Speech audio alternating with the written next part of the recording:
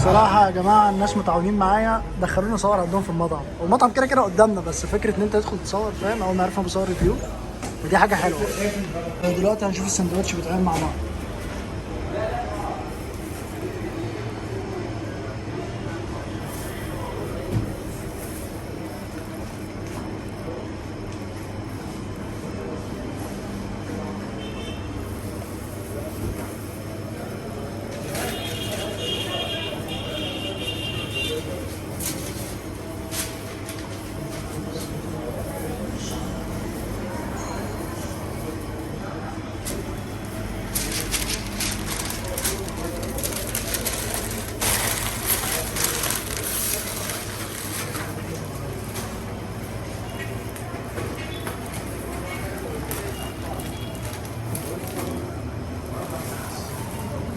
يا جماعه احنا في دبوس صراحه مطعم ينافس، ومش عارف ازاي كان مستخبي عنه، اكل فيه سعر رخيص، جوده محترمه، واكل فعلا يتبلع. انا الصراحه المكان حلو، وانا كذا مره يعني جربته من البيت بالظبط ربع ساعه بالكتير بيكون وصل البيت الاكل سخن وسعره رخيص وجودته حلوه يعني، فانصحكم فيه. يا جدعان بالظبط احنا في الطلبيه فيصل قدام حي الهرم، ولو طلبت في اي حته وانت في فيصل اكتر مده ممكن يتاخرها عنك ربع ساعه، اكتر من كده مش هيتاخر، حتى لو عندك ضغط شغل. عم جربه هات يا عم. بالنسبه للمنيو يا جدعان، يعني شايفين الاسعار، تخيل الدبل 55، انت كده كده اصلا بتجيب السنجل في بازوكا ب 50، مش بزبه. هنخبط في الناس التقيله دلوقتي بننافس على قدنا. فاهم نفسك. بس الصراحه يا جدعان هو بجد بجد هو مش واخد حقه، يعني انا نفسي مطعم زي ده ياخد حقه. شايف الاسعار حتى بتاع مكان نضيف يا اسطى، بتاع مكان هو معاه على فكره معاه حق، هم مش في مكان نضيف، بس مالناش دعوه، يمكن معهوش فلوس، احنا مالنا. بس هم شغالين 10/10 الصراحه، الناس محترمين جدا جدا، وتيم لا على فكره بجد والله شايف تيم متعاون جدا صراحه صراحه. امسك المنيو. والاكل جه على فكره، الاكل ورا اهو، صور صور صور صور.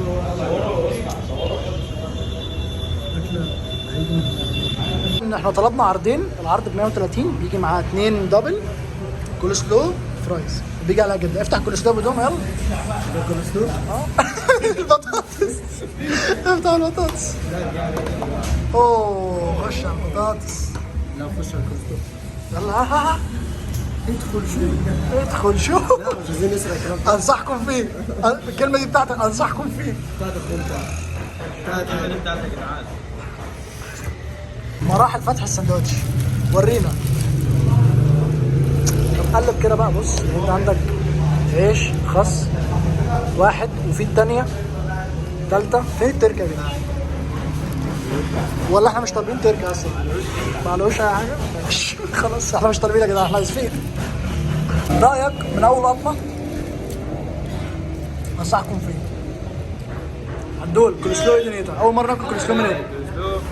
ما عجبنيش قوي الصراحه يعني، 6. هو بالنسبة للكولسلو مش عارف يعني، بس هندوق. بطاطس طيب ايه رأيك فيها؟ البطاطس بالجبنة دي خليها حلوة؟ حتى صوص الجبنه تقيل.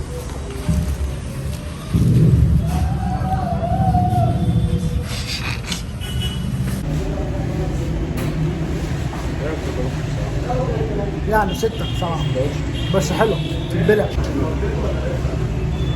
بالنسبة للبطاطس صوص الشيدر عليها تقيل، ده طعمه حلو تحفة. ايه رأيك؟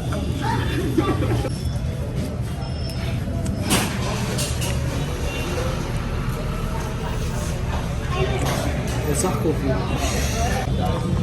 انا عايز. ايه رأيك؟ يا ابني 200 200 طبعا يا جماعة المشكلة هنا ان المناديل واتس. يعني هي وايبس بس، مفيش في مكان تغسل فيه ايدك تقريبا، ولا مفيش مكان تغسل فيه ايدك وكده. دي حاجه مقرفه بجد، يعني اول مره اكل في مطعم ما اعرفش ان في حاجه زي كده، بس احنا ماشي حالنا بالوايبس صح؟ جدا الصراحه. انت ايه رايك في الاكل؟ لا الاكل 10/10 بس هديلهم 9 من 10 يعني صراحه. ليه؟ لاسباب كتير. ده اليوتيوب ده اذا كان كده ماشي. اولا مفيش حمام، ثانيا مفيش مكان نغسل فيه ايدينا، ثالثا مفيش مناديل اصلا نازله مع الوجبه، رابعا تمام العيش مش ماسك نفسه، يعني لازم تفرفت نفسه. دي حقيقه صح؟ هي حقيقه بس ممكن نتغاضى عنها. يعني مش مؤثره قوي يعني، هو ما ماتش خالص يعني، كان شويه. بس من الحاجات الايجابيه اللي فيه كده دايما ما بنلاقيوش غير في المطاعم الكبيره، وده بالنسبه للمطعم في حي شعبي اسمه طلبيه. حي شعبي. انا هربيك على الكلام ده. انا هربيك على اللي هو الكلام يكون فيه فرايد تشيكن ووجباته كويسه جدا جدا تخليك تشبع، وفي كلوب ده حاجه جامده فشخ. صح يا دولا؟ ده. انصحكم فيه. طبعا يا جماعه انا بطلبه في البيت هو طعمه تحفه. هو هنا برضه طعمه حلو، بس انا ما اعرفش حوار ان مفيش مكان نغسل فيه ايدينا او مفيش حمام في المطعم، فدي يعني شويه حاجه 8.5 من 10 او 9 عشان ابقى ظلمته. الاكل طعمه حلو الصراحه، 9 من 10.